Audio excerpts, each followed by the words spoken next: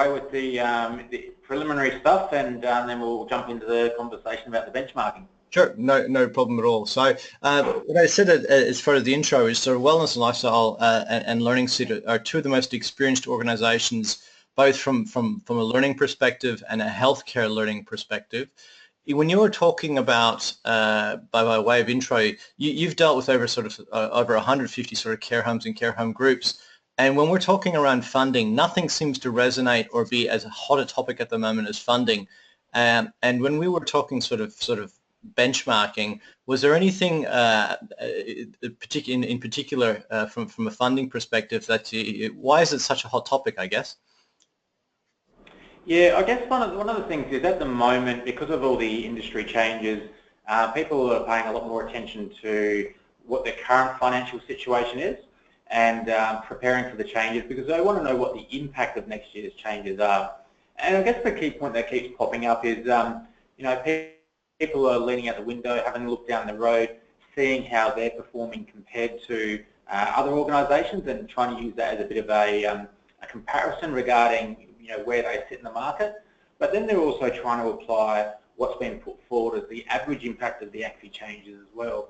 And I guess from a financial sustainability perspective, there's quite a few dangers that are involved in using that process of analytics that a lot of organisations may not have taken into consideration. And if it impacts your decision-making process and your allocation of resources, next year when these rather large changes take place, that could actually ultimately be the straw that breaks the camel's back regarding an organisation keeping its doors open.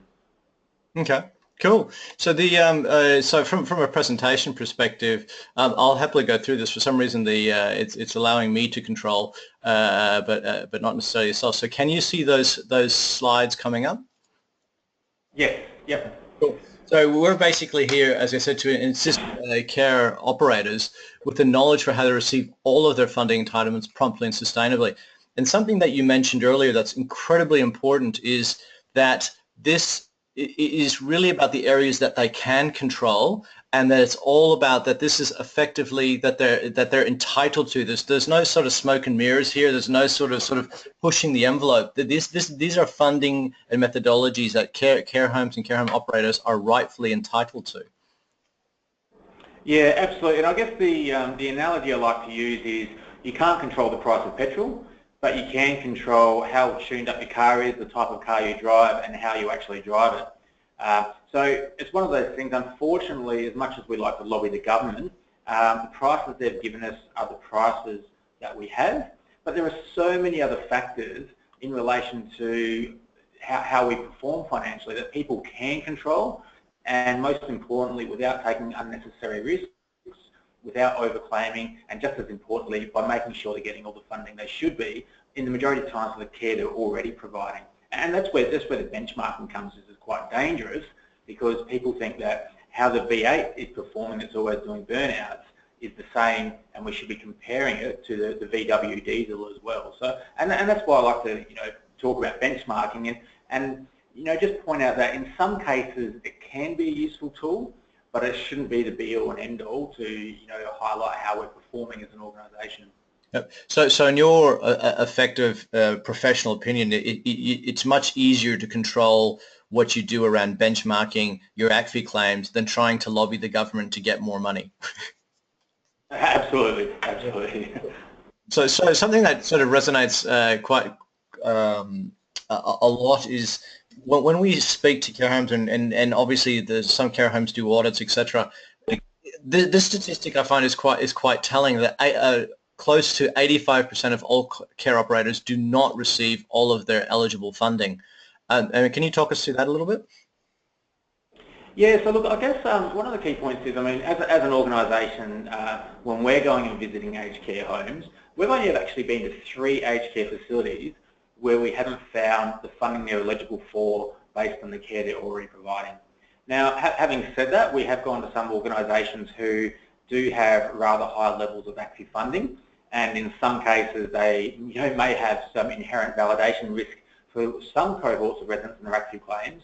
But we might see Joe Bloggs on one hand who maybe his care needs a change and the funding is getting the organisation is getting more funding than the care they're currently providing, which obviously has some validation risks.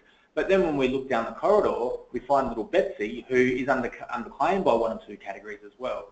So what we look at is sometimes the benchmarking drives behaviours that leads to, let's just say, a higher risk appetite for some claims, whereas there's actual funding to be gained just by looking more broadly, looking at every resident in the facility and making sure we're actually getting all the funding we should be for all of the residents. So it's very rare that we actually come across an organisation where they've optimised their processes to capture all of the resident changes and get the funding they should be for every resident. Okay. So what I might do, Michael, is if you've got your computer on, I'll make you the presenter to go through the various bits, so you can sort of take control from this particular area. It's absolutely amazing. So based on what you've just said, is having visited close to over 150 care homes, only 3 have you found that basically did not have claims that you could find that they were actually entitled to. So that's quite a telling statistic. Something else, Michael, is that seems to come up is that the actual, when you're talking about, say, benchmarking and ACFI, that it's not just a thing about finance, is it? It actually is a better clinical outcome, or what are the linkages between the clinical outcomes and actually better ACFI management? I guess one of the things is when we've got processes in place where anytime there's a resident care need and there's a change, that process is highlighted by floor staff. It's then communicated to the team leader. The care plan is updated.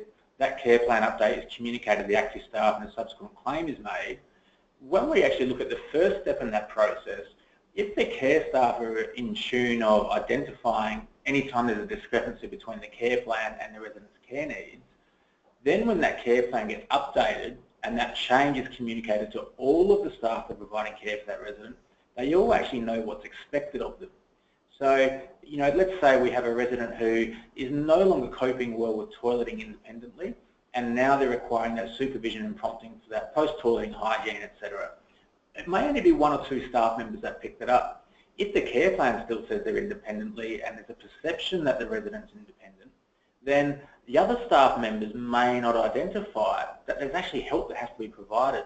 But by updating the documentation to truly reflect the resident's care needs, you get an agency staff member, someone who comes back from annual leave, or just the other staff in the areas, they actually know what's expected of them and their resident outcomes improve. Okay. Cool. Well, thank you. So when we're talking specifically about benchmarking, there's obviously a few points that when we sent out their webinar topic, and why do you see benchmarking as dangerous? And one of the first things you were talking about is this thing called average daily bed rates. Can you take us through that? Yeah, so look, I guess one of the key things is that, many organisations, they get emailed this single way for summary at the end of each month and say, hey, this is how you're performing compared to the benchmark.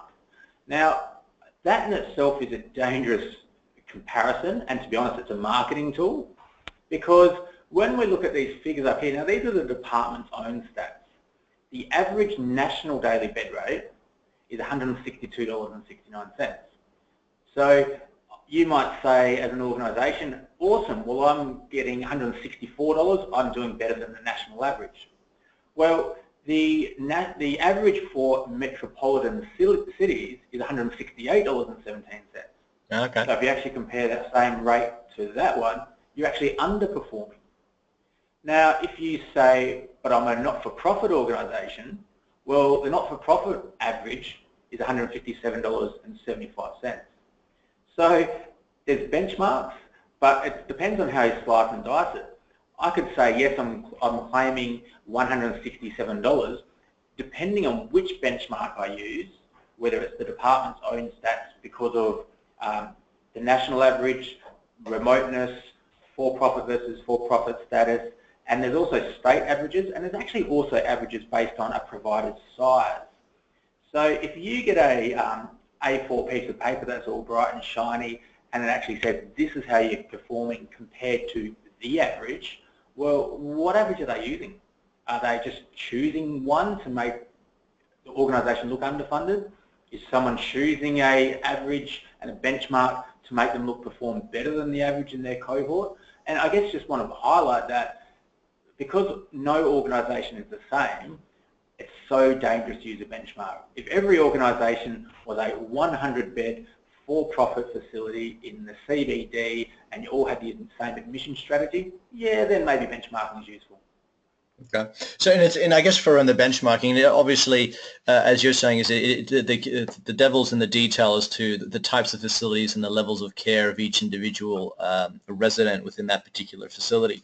Whereas to compare yourself to not-for-profits to for-profits to your metropolitan locations is a little bit dangerous. So, is it mostly dangerous in the sense that it gives you a false sense of you're doing all you can? Or is it dangerous that just gives you a false sense of security? Yeah, look, I guess one of the key things, if you're not comparing yourself to a benchmark, it doesn't matter. But if you are comparing yourself to a benchmark, then it may drive the inappropriate behaviours. Okay. So I just want to talk a little bit about growth and profitability. Now, we were asked in by a organisation to come in and, peek under the hood and see how we're going. And when we met with one of the facility managers, one of the first comments they made was, well, we're doing pretty good with our ACFI. The piece of paper I get every month from an external provider shows that we're actually $3 a day better than the average. Now, straight away that made me think, okay, what's your process? And then when they started talking about their process, I realised hanging their hat on the average was quite dangerous. And what was actually really ironic, that was a site where we found them $206,000 in additional funding in less than 1 day. And the amazing thing is that was for care that was actually already being provided. So comparing themselves to the benchmark made them complacent. And, although that facility was doing well compared to the national average, they weren't receiving all the funding they were eligible for. So it needed to be remembered that it needs to be the care needs of the residents in the facility that we're benchmarked against, not some external factor and some external average that has no bearing on who you have in there. And look, the title of the presentation was why benchmarking is costing you tens of thousands of dollars. I mean, I have had care workers come back to us saying, oh, we find that title a little bit contentious. And it's contentious in the sense of, yes, you are benchmarking, but you are costing yourself tens of thousands of dollars, if not hundreds of thousands of dollars, in 85% of cases that we're finding in care homes. So benchmarking, as you say, is giving you a little bit of seems to be a ability to give you a false sense of security in regards to we are claiming above the national average, but as you've already pointed out, there's lots of other factors in there that it may be actually costing you some money. So when you're also talking about hostel versus occupancy, what does that mean? So this is a nice little case study, an organisation we went to in regional Western Australia. Nice little spot, sun shining, the birds are singing. Occupancy rates were a bit of an issue down there. Now, they had a facility that had a traditional hostel on one side, what they called their low care section, and the nursing home to high care, in inverted commas, on the other side. Now, the CEO of this organisation was like, look, our hostel, we're massively underfunded here. Can you come over and have a bit of a look? And, there's 60 or 70 residents in this hostel, and they're like, look, while you're over here, you're coming all this way, just, go and have a bit of a look at the nursing home, just as a bit of a health check as well. We went and had a look at the hostel, and the funding wasn't high, but what was amazing was the ACFI staff on that side of the building were claiming every dollar they were eligible for based on the care they were providing. Anytime a resident had a minor change in clinical status, they were comparing it to the ACFI, identifying whether or not they could get an uplift, and as soon as they were getting those claims in within 7 to 14 days. So at that side of the building, it was actually the occupancy levels that were driving the depressed funding. They had an issue with getting people in, and so it's just a case of, we need bums on seats. We're going to take anyone who, can pay a rate or a DAP just to get the money coming in some way. So that part of the facility, they were actually doing everything they could. They were optimising their funding, but they were copping heaps of pressure from the financial staff saying, what are you guys doing over there? You're underfunded. And it was actually creating lots of stress for the staff. Whereas when we went over to the nursing home side of the building, they were complacent. Yet we're doing good over here. Everyone is pretty much a high, lots of high mediums. Everyone's either a medium or a high. They're rather complacent. It was actually $200,000 worth of funding we found on that side of the building. So you have a building split into two. One side is underfunded in inverted commas, but they're actually doing really well, and it's their occupancy issues and mission strategy that was letting them down. On the other side, they're comparing themselves to a benchmark, saying we're doing great, becoming complacent, and it was driving no behaviour. They weren't looking at the residents on a regular basis. They weren't reviewing the care plans every time a resident was changing. There was no process in place where if a care plan was changed, it got communicated to the ACFI staff. And I think that's just a really good example of within an organisation, even with inside benchmarking, can be dangerous. Okay. Well, thank you. I mean, it's certainly, certainly one of the takeaway messages so far would be that, you know, it is benchmarking, if not necessarily dangerous, but we'll go through the dangers around benchmarking, but certainly it builds in a bit of perhaps complacency. So no, we are hitting the standard, we are hitting the average, but as you said, that might be a metropolitan not-for-profit average as composed to a regional remote average. So it is sort of quite interesting. So when you're also talking about sort of arbitrary benchmarks, what does that mean?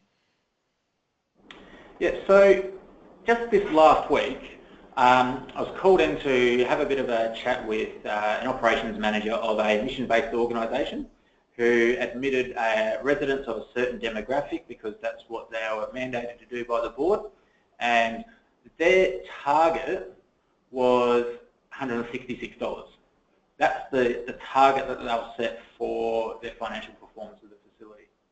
Now, when we actually went and had a look at the facility, they mentioned they had issues with occupancy rates because they were admitting people of a certain demographic.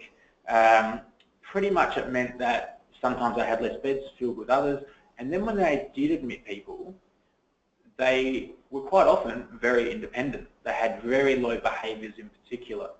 So what it meant for that organisation was they had this artificial target, and they were admitting people at a certain level of funding, and they were averaging $158 a day. So what it meant was it was actually, you know, there was encouragement for staff to really push boundaries to get their funding up, and let's just say the previous validation performance wasn't that great because they were trying to reach this target that they couldn't control based on who they were admitting. Now, one of the staff members in this facility who was, you know, getting a fair bit of pressure and almost to the point of performance management saying they weren't performing, they could readily identify 8 residents in the facility who were obvious mission-based admissions. They were people who were very independent. One of them was still driving. During the course of a meeting, we actually saw 3 of them walk past that been down to the shops. Now, when we actually took those residents' funding out of the equation, the average for the organisation was $174.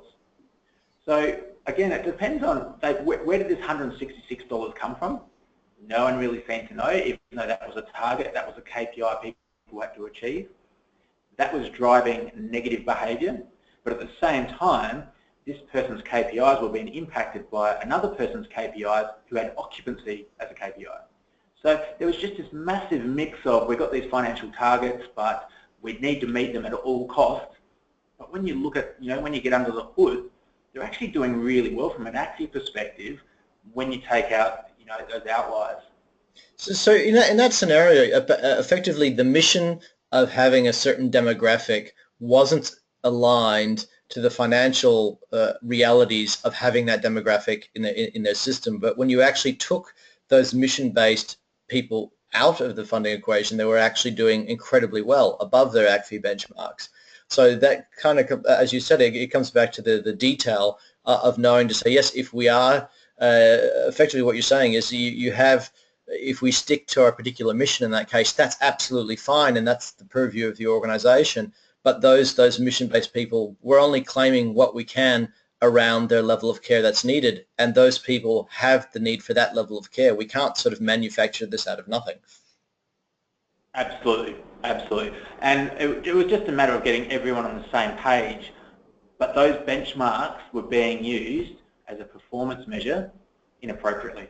Okay. It's interesting because, as you say, the sense of mission, and there are very, of the 2,700 care homes, there are very much a sense of individual purpose within each care home, and aligning that with the financial mission becomes quite important, obviously. So, okay, cool. Thank you for that. And the other points here within organizational performance and remoteness.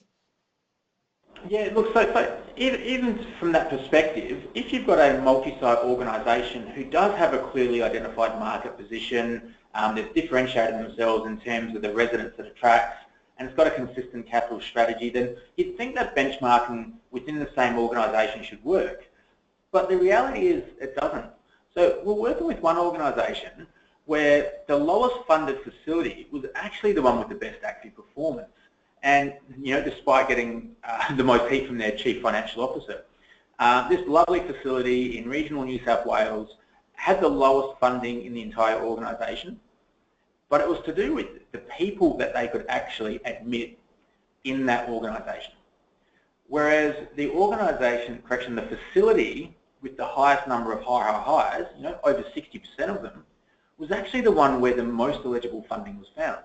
We found them over $100,000, even though they had the highest level of funding, had the highest level of high highs, and again, they weren't getting the pressure because the measure of performance wasn't a process or a lead indicator, it was a lag indicator. You're getting this many dollars per day, so you must be doing something awesome, keep it up. You guys at this other facility are only getting this many dollars per day, you guys are doing something terrible, pick up your game. When the reality is, we look at the processes they have in place, their claiming patterns, how long it took them to get a claim in once the resident's care needs were identified, their validation outcomes. It was the smaller facility, the lowest funding, that was actually doing the best. Again, it came down to who could they get in the door and what were their care needs. It does seem to be that the financial performance of many organisations is obviously absolutely dependent on the level of care that's being provided. We can't manufacture a level of care for an audience that's not required to receive it. So it's all very, very important information to come through. So, and I guess from a next perspective, what are some of the simple strategies to increase funding that people can do? Well, I guess on that point, if you are going to use a benchmark, you've got to have a benchmark that takes into consideration what state you're in, your level of remoteness, whether you're for-profit or not-for-profit status, and your size. Because otherwise, the benchmarks are meaningless. But even then, like any KPI architecture, it's not just about the lag indicators, it's about the lead indicators. So one of the key things is, rather than actually say this is our benchmark, the first thing we should be looking at is doing actually a clinical gap analysis of every resident in the facility and comparing what their current care needs are versus their current active status. So at the end of the day, you could be getting $150 as a round number. You could be getting $200 as a round number per day. We go out and we look at every single resident and we identify a couple that can go up. Then when we find our average rate should actually be $211, that's what the benchmark should be. It's about benchmarking internally based on our resident cohort. So that's the first step. And I guess taking into consideration with that, in some cases, having one resident who's highly funded move out of a facility and another resident who moves in and isn't as highly funded, that can impact your average daily rate by $1 or $2 per day. If you've got 4 or 5 residents who have turned over in the space of a few months, your daily rate could drop by a number of dollars. Doesn't necessarily mean you're performing poorly from an active perspective. It's the reality of who you have in the facility. So empowering the individual site managers with that data to go back to their operations directors, if you will, and say, well, this is the reality of the cohorts coming into our facility. Then that's basically that's the reality. And if you are in a remote area, you can't basically go and find more high risk residents. You can only go by the audience type that you actually have. Absolutely. So doing that as a once-off is quite valuable in identifying those residents we're not getting the right level of funding for based on the care we're already providing. But then as a lead indicator, as a KPI, having KPIs and measures in place with relation to the time between when each resident was last assessed according to their eligible funding. So organisations that do well, they actually have a measure for the average number of days between when each resident was clinically assessed and compared with their ACFI. And if that time frame is anything more than 2 or 3 months, that's where we've dropped the ball. So on that, the next thing is optimising the process. We still hear of some organisations out there who know of residents that we're not quite getting the amount of funding we should be getting, or once they identify a resident where an uplift is available, in some cases it's still taking 2, 3, 4 weeks for them to actually get a claim done. Optimising the process of we've identified a resident and their pack should be good to go in less than 7 to 14 days and submitted to get that funding up. Otherwise, we're just dragging the chain. There's a risk of the resident departing the facility. If we're looking at $50 a day increase, but we're taking an extra month to get it in, multiply that across 10 or 15 residents per annum, that's a significant impact on funding. It does seem to be quite large, and one of the feedback we get a lot of is, and something that you've also spoken quite directly to, is that this involves your frontline care staff. This is not something, if you have an ACFI coordinator or a centralized ACFI team in a head office, if you're a multiple site facility, that's fine. But the people that really need to be involved with this are the frontline staff that are actually helping not just do the care plans, but seeing the changes in the patient that might mean a change to their care plan. Absolutely, and this is usually the missing link.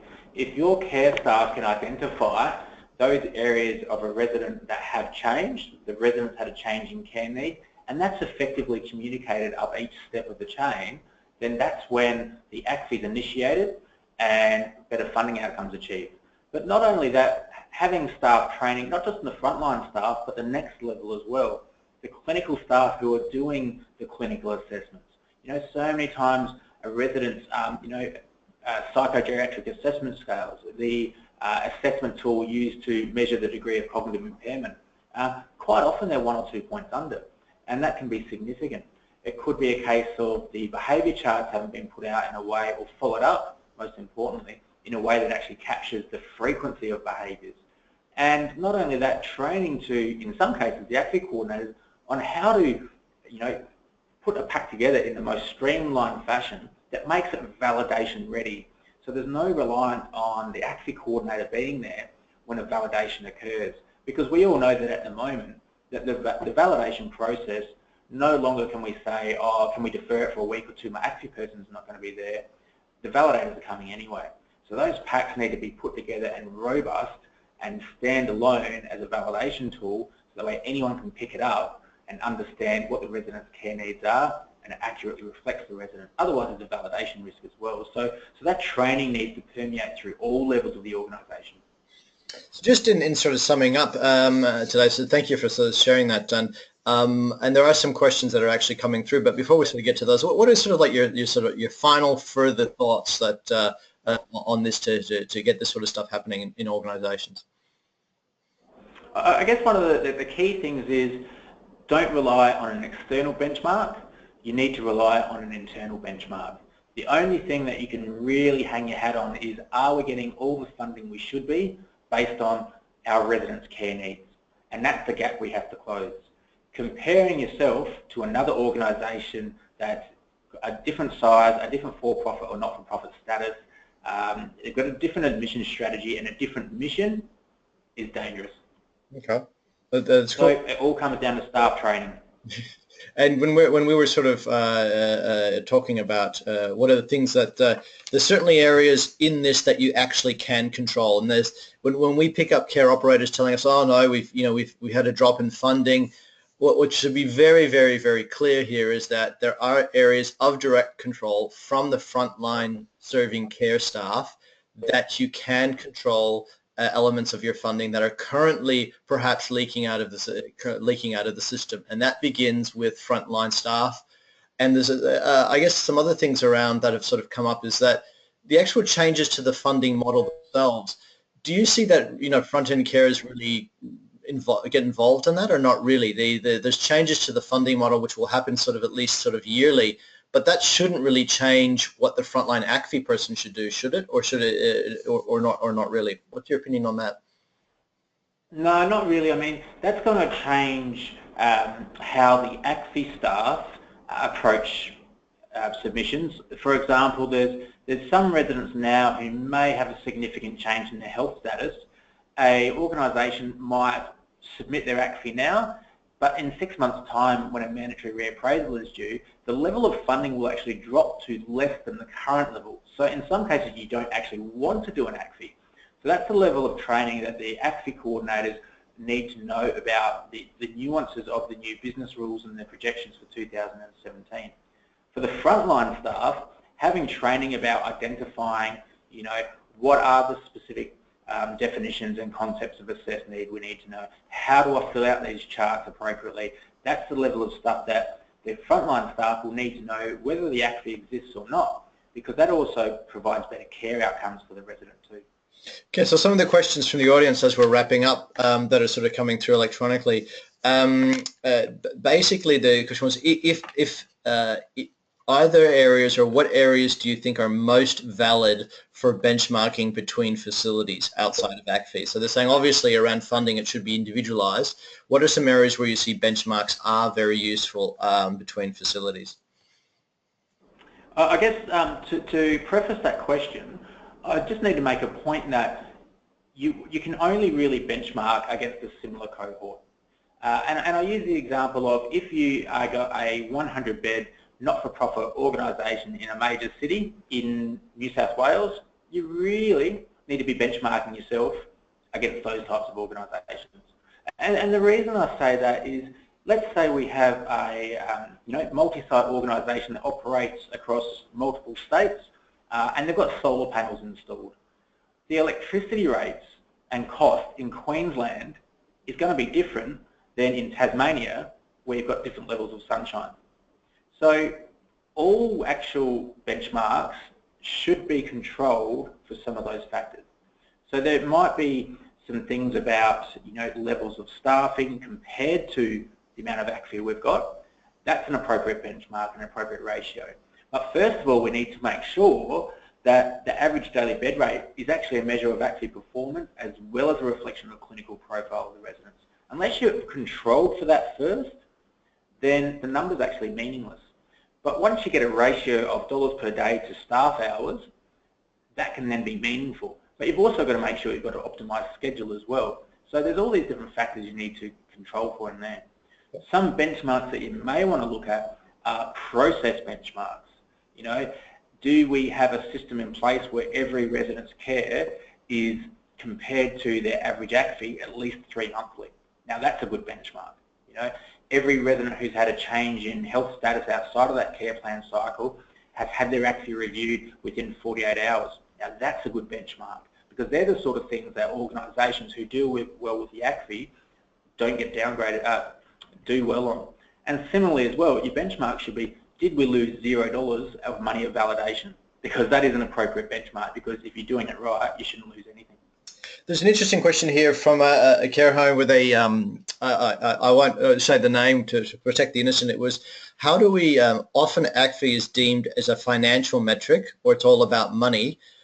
When we're talking to frontline care staff about the importance of money, do you have any tips or suggestions for how to bring up ACFI in a non-ACFI way?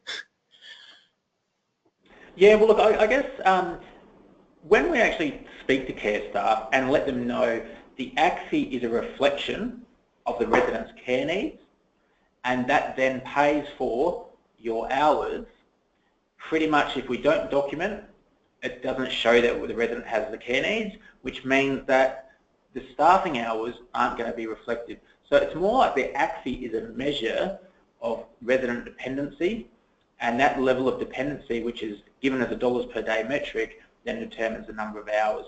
So making that linkage between ACFI and also staff wages seems to resonate, because when you say, look, if we don't have our ACFI right, we can't afford additional staff to care for the residents.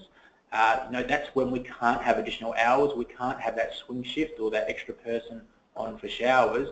They seem to resonate with that. So the care staff, they're smart when it comes to that sort of stuff. They get that, but we just need to take the time and explain, what does the ACFI do?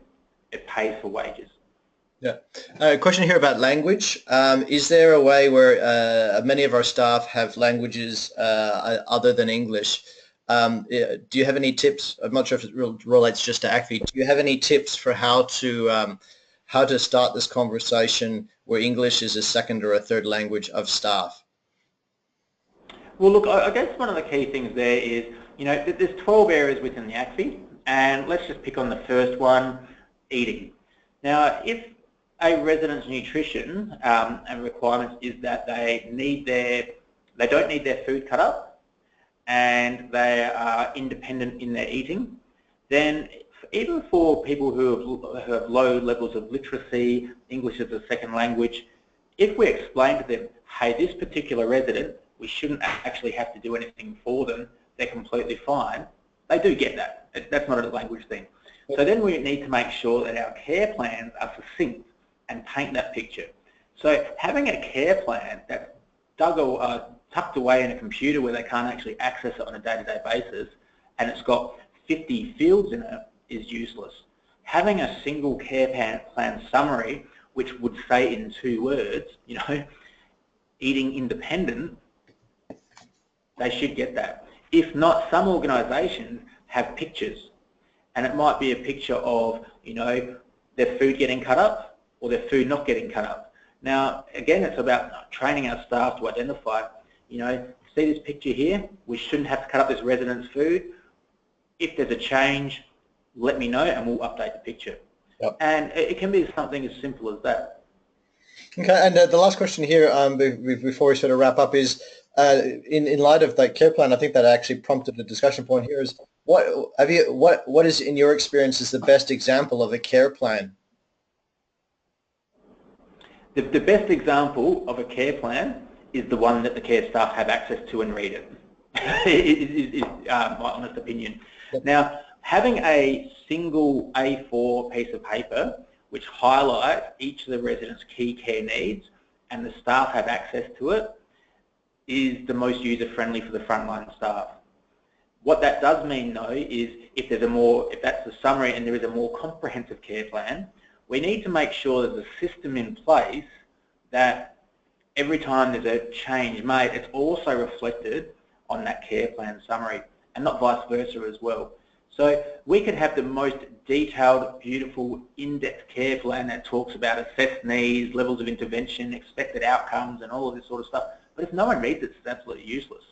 Yep. At the other end of the spectrum, we could have a care plan which just highlights what are the key things you need to be doing for this resident. If no one reads it, it's useless. If it's simple, staff can read it, it's in their face and it's accessible, so whenever they go see the resident, they can see it, and then they can identify if there's a change. That's the most effective version of the care plan. So word of warning, if your care plan is on a computer and staff don't log on and have a look at it when they go see the resident, you may as well not have it. I guess that was a very good way to sort of finish, is that what is the best sort of content, or what is the best sort of care plan, is effectively one that will actually be used. And as you said, if that's a piece of paper on a clipboard, or if that's a manager with a tablet, or if you've got a care system, that there are also very, very important insights. So on behalf of sort of Learning Seat and HealthXN, thank you, Michael, for your time. And for those people that actually want to naturally enough see some of these content types that actually are available for the individual carers in individual care home situations, they can go hit the care tab at the Learning Seat library, or reach out to myself or Michael if you'd like to see how some organizations are actually using this particular piece of content. And hand on heart, Michael, in sort of 20 odd years of playing in the learning space, I've never seen something where learning can have such a direct impact so quickly with just very, very simple changes, both from a care perspective and also from a financial and operations perspective. It's actually good business sense, it's good care sense, and it's actually good for staff as well. So it sort of ticks all the boxes. If you get your ACFI right, everybody actually ends up with a better outcome. It's sort of like a win-win-win.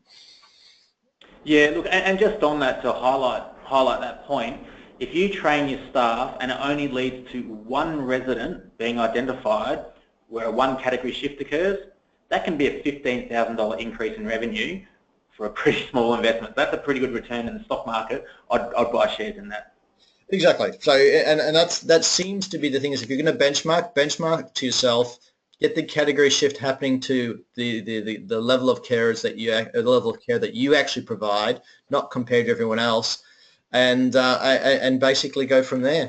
And so thank you very, very much for your time, and thank you all for attending and sticking around from everywhere, from WA to Northern Territory, from far north Queensland.